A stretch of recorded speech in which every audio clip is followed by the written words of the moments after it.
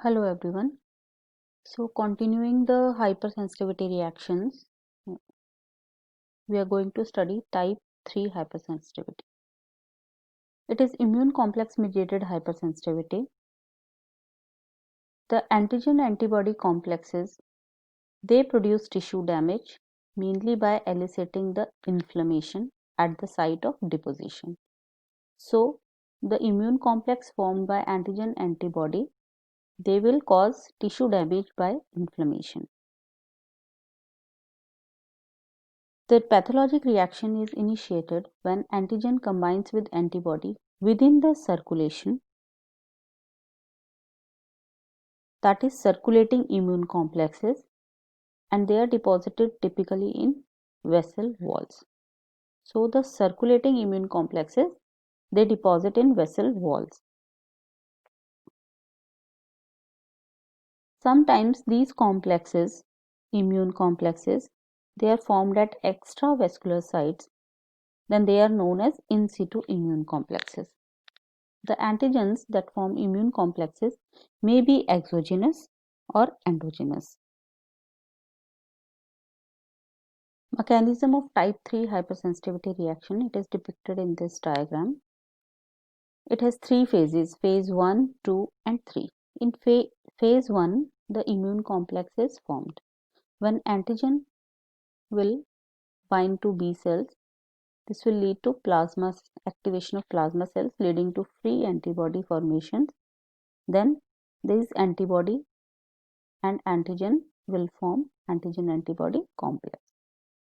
In phase 2, this immune complex, it will deposit and will cause recruitment of the leukocytes. In phase 3, the immune complex mediated inflammation and tissue injury will occur, leading to vasculitis. So examples of immune complex mediated diseases are systemic lupus erythematosus, post-streptococcal glomerulonephritis, polyarthritis nodosa, reactive arthritis, serum sickness, and Arthur's reaction. In systemic lupus erythematosus, antigen involved is nuclear antigen, and clinical manifestations are nephritis, skin lesions, arthritis, and many other. Post-streptococcal glomerulonephritis, the antigen involved is streptococcal cell wall antigen that may be planted in glomerular basement membrane, leading to nephritis. In polyarthritis nodosa, hepatitis B virus antigen is there, which will cause systemic vasculitis. In reactive arthritis, bacterial antigens are present like Yersinia that will cause acute arthritis. Serum sickness, in this various proteins act as antigens like foreign serum protein, horse antithymocyte globulin that will lead to arthritis, vasculitis and nephritis. In Arthur's reaction, various foreign proteins act as antigen and it will lead to cutaneous vasculitis. Now type 4 or T cell mediated hypersensitivity. In delayed type or type 4 hypersensitivity reactions, the CD4 Th1 cells, they respond to tissue antigens by secreting the cytokines interferon gamma, TNF, which will lead to macrophage activation and inflammation.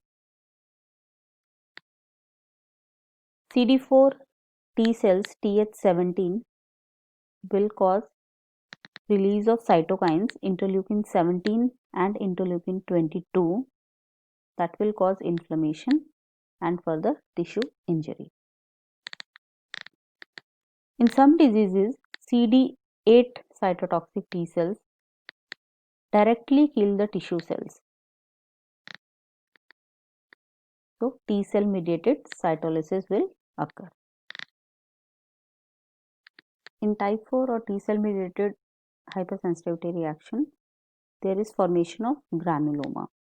So how granuloma is formed? When antigen is presented to CD4 Th1 cells by antigen presenting cells.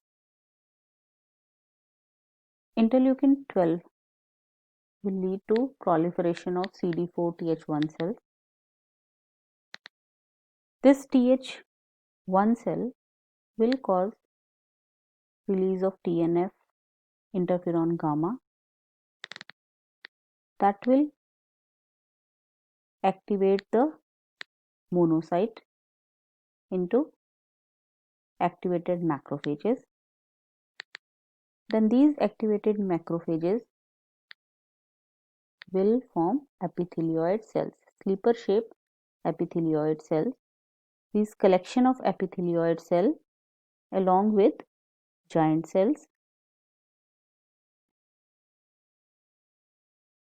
and lymphocytes is known as granuloma. Examples of type 4 hypersensitivity are type 1 diabetes mellitus. In this, the pathogenic T cells are antigens of pancreatic islet beta cells, and manifestations are insulitis and destruction of beta cells leading to diabetes. Another example is multiple sclerosis. The protein antigens in CNS myelin is the pathogenic cell. This reaction will lead to demyelination in CNS with perivascular inflammation, paralysis, and ocular lesions. Another example is rheumatoid arthritis. The antigen is unknown in joint synovium. Type 2 collagen may act as antigen, and the role of antibodies are doubtful. Manifestations are chronic arthritis with inflammation, destruction of articular cartilage and bone. Then Crohn's disease. Pathogenic antigen is unknown. It will cause chronic intestinal inflammation and obstruction. Then peripheral neuropathy is another example, Guillain-Barré syndrome.